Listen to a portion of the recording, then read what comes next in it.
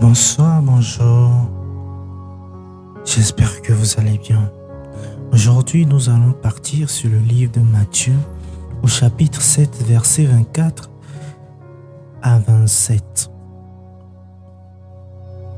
Ainsi, tout homme qui entend les paroles que je viens de dire et les met en pratique peut être comparé à un homme avisé qui bâtit sa maison sur le roc.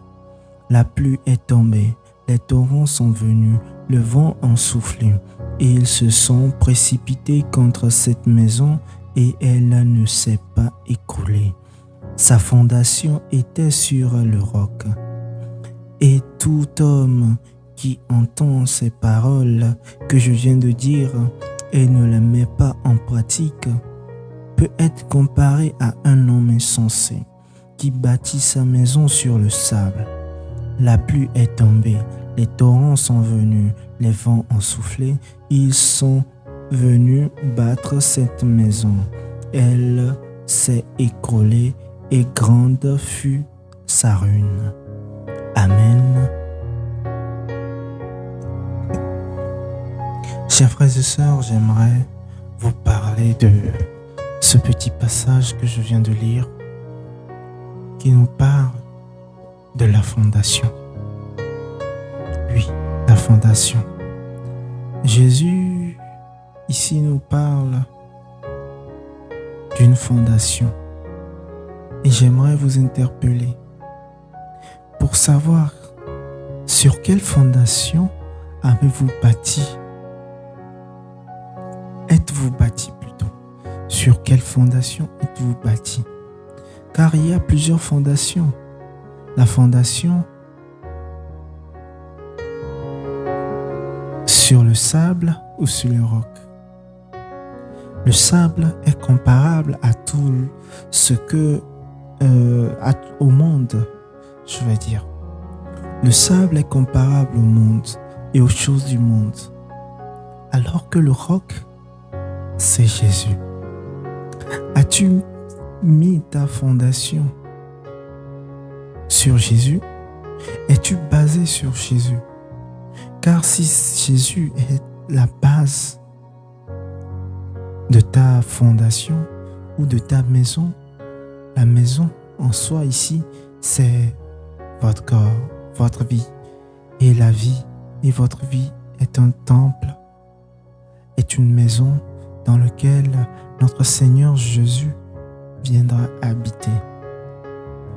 S'il est plutôt votre fondation, alors sachez que votre fondation serait solide.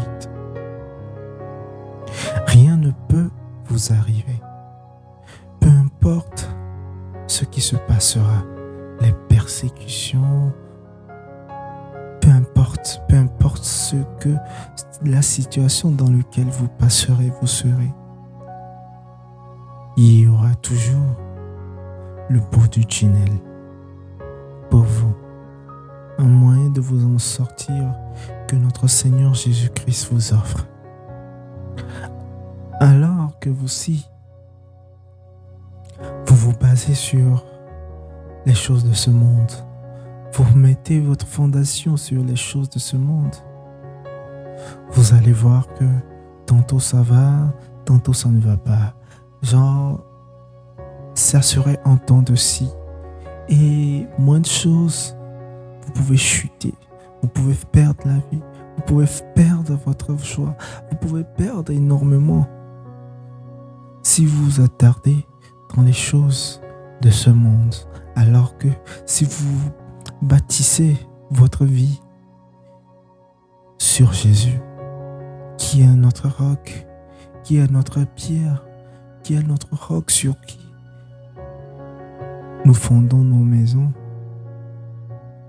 alors rien ne peut nous atteindre. Peu importe les difficultés, peu importe ce qui se passera, vous vous en sortirez toujours vainqueur, vous vous en sortirez toujours béni, vous vous en sortirez toujours victorieux face à n'importe quelle situation, car il est là, il est solide.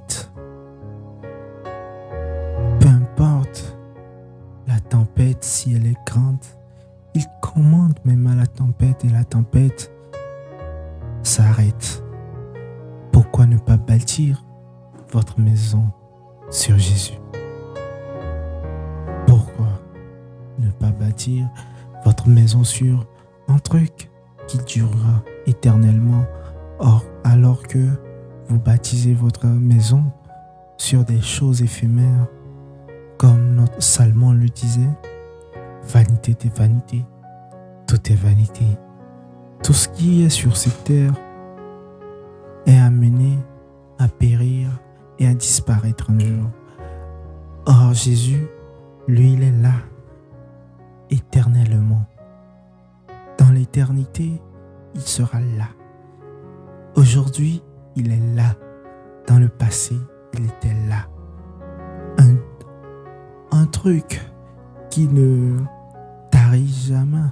Un truc qui ne disparaîtra jamais.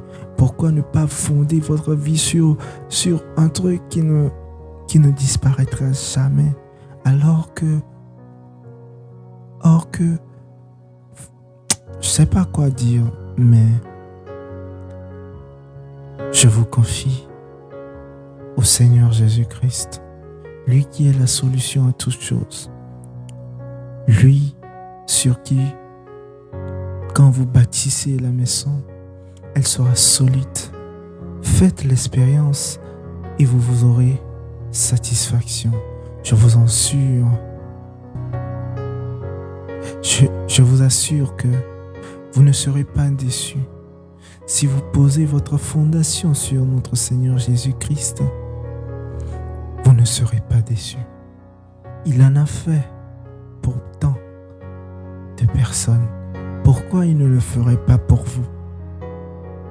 Alors, chers amis, je vous invite à faire de Jésus votre fondation, votre roc sur lequel vous bâtissez votre maison.